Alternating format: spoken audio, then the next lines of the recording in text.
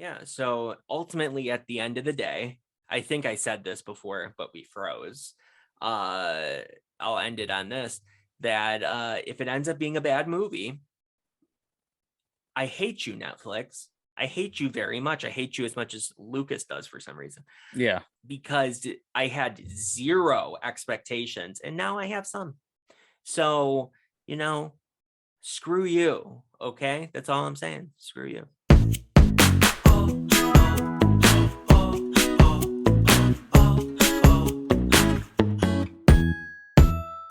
Hey Hey, everyone. and welcome And welcome to to a Brandon. Take it away. mini episode of our show. We're going to talk about something, and if you read the title of this little video, you know exactly what we're going to talk about. And what is that? Texas Chainsaw, Netflix. Yes, indeedy. Yes, indeedy, we are. So okay, let's just start off with this. Yesterday, I had to work in the morning. Lucas comes in and says, "Hey, the Texas Chainsaw trailer dropped. I'm assuming you didn't see it." And I said, "You assume correctly." Mm-hmm. And he was telling me how awful it was. And I was like, yeah, that doesn't surprise me because I know some things about this movie that I've heard, and I'm like, it's not going to be good. So, what are you going to do? I probably won't even watch it anyway. But I went home. I did watch it. And I felt very differently about it than Lucas. I thought it was really, again, trailers tend to look better than the actual movie. A lot of the time, especially if the movie's awful, there's very rarely ever an awful trailer. They do happen, but rarely. But I thought it looked good. I was impressed. Now the movie's probably going to be terrible, but we'll see. There's some cool stuff in there, though. I mean, there's some cool stuff in there. So obviously, my thoughts are, people, that I think it does not look good. I don't think it's going to be a good movie. Doesn't mean there's not enjoyment to be had out of it. That's a given. I mean, we have to get real here. As I said to you the other day, and I'll say to the audience, there are really only 3 good Texas Chainsaws that the community has agreed upon are enjoyed by most horror fans. And that's the first one, the second one, direct sequel, even though it's tonally different. I mean, it's still a sequel, and it's good. And then the remake from 2003. I very rarely heard anyone say that, that movie sucked. A lot of times it's people's favorite. It's not my favorite, but a lot of times it is. I mean, it's, to me, it's very, I mean, I wouldn't say neck and neck, still a little bit lower under the original, but I still truly, because I have a lot of nostalgia for that movie as well. But really, those are the only 3 that are good. And then we have 4 other ones that are just complete guttural trash. 3. 5. There's I'm trying to think. I think 3, 4. The Beginning, 3D, and Leatherface. Okay. So there's going to be 6 with this one if it's bad. So. And so those latter half of the movies, not very good. So that's just kind of what I think this movie is going to follow the trend of. I don't know. We'll see. I mean, there's definitely some trailers for the series that didn't get me super excited, but this one got me a little bit excited, mostly because, as we have fully discussed on this show ad nauseum, I am a huge Halloween fan. I loved Halloween 2018, and that's what they're doing with this. And yes, it's a total rip off. But I'm like, whatever. Like, I'm kind of cool with seeing the character of Sally back, and she's a badass. Like, I laughed. I guess you shouldn't laugh watching a trailer, but as soon as they're like, "Sally, your friend's back," and then she goes and takes all these guns and puts it into the back of her truck, I went. I mean, see, that's the point. I mean, I feel like if Alice did the same thing, to go kill Jason or something. I think that they could do it with Tommy Jarvis. But that's my I would be cool point. with Do it that. with Alice and just I don't know. That's just kind of what I thought. I just thought a little cheesy, a little bit of a ripoff. The Leatherface Because series, did Texas Sally ever Chainsaw. have a huge following like Jamie Lee Curtis, for example? Well, she only did that one movie, so I would say no. It could be argued that she is like a scream queen, I guess, if you want. I mean, it predated Halloween, and people, credit some things to Black Christmas as well, which was the same Mm-hmm. year in 1974. Um, so I would assume that she has some type of following. I mean, I like the character and I like her in the first movie. Um, I never particularly wondered what happened to her when she left Leatherface and he danced. Uh, Yeah, he looks but like he's breakdancing. I never thought I had the desire to see what happened to Sally, but apparently I do have said Now desire. you do because the producers told you that you have a It's desire been for her. reawakened. I never thought of her a single time after that first movie, but Like now I'm Leatherface, like, it's reawakened. I must know. I must know what happened to her. And then people are going to be like, Laurie Strode. Like, if you don't know, people were so angry about Halloween 2 being taken out of the timeline of the new Halloween movies because they claimed Laurie Strode has no right to have PTSD. People actually said that, and they still say it to this day.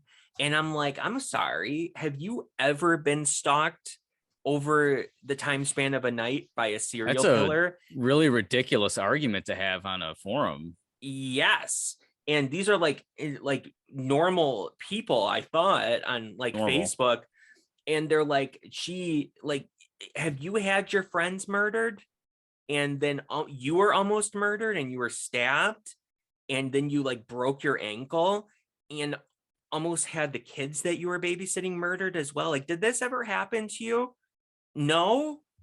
Okay, well, shut up then. Like, just because it wasn't an extended night that included the hospital as well, which, you know, would screw anybody up, of course, but somebody's still going to have PTSD. Somebody is still going to, get obsessed potentially with the person who did this to you and want to take them down or whatever. So I buy Laurie Strode's story hook, line, and sinker.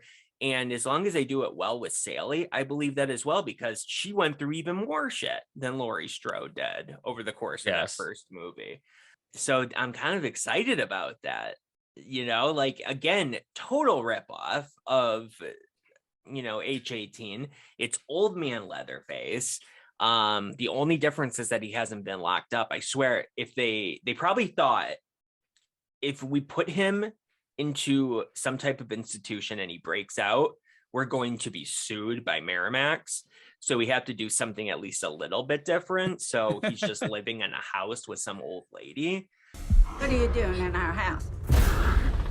You really shouldn't be here. Like I said in our previous take, I'm sure there's going to be many enjoyable moments out of it. Do I think overall is it going to be good like the other three movies we mentioned? No. That's just I don't see it really Probably happening. not.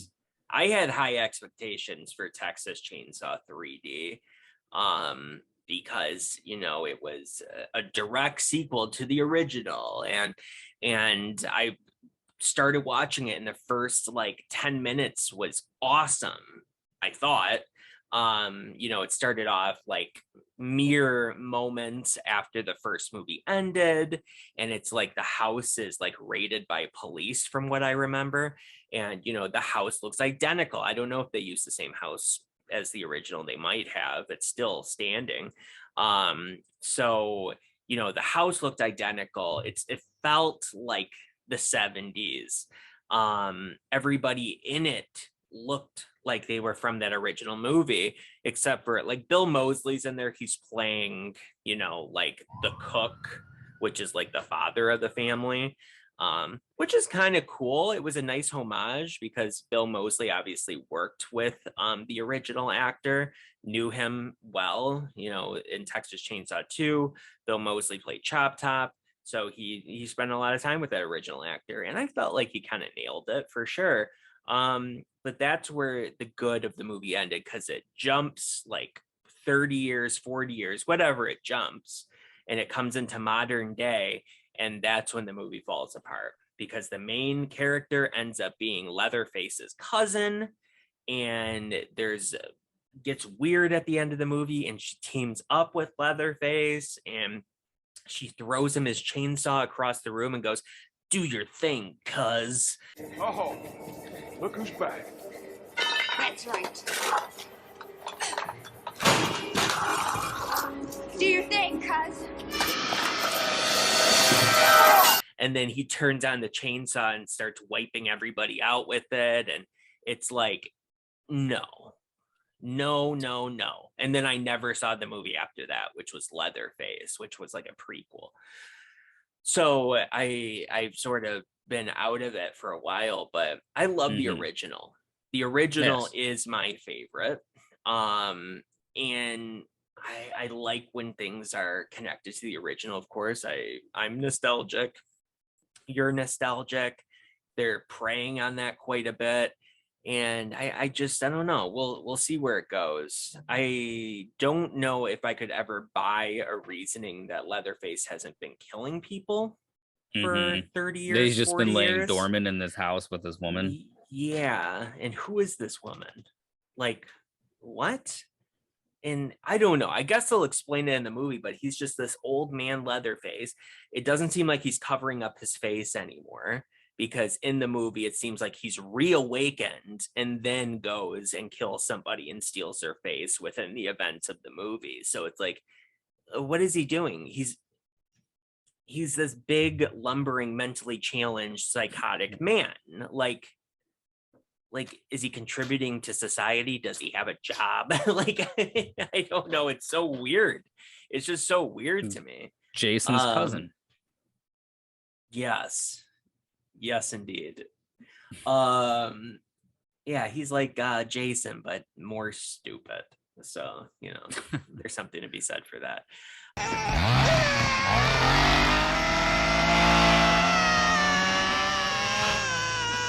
But I guess we'll see. I don't know. I will say this, though. This is a controversial statement.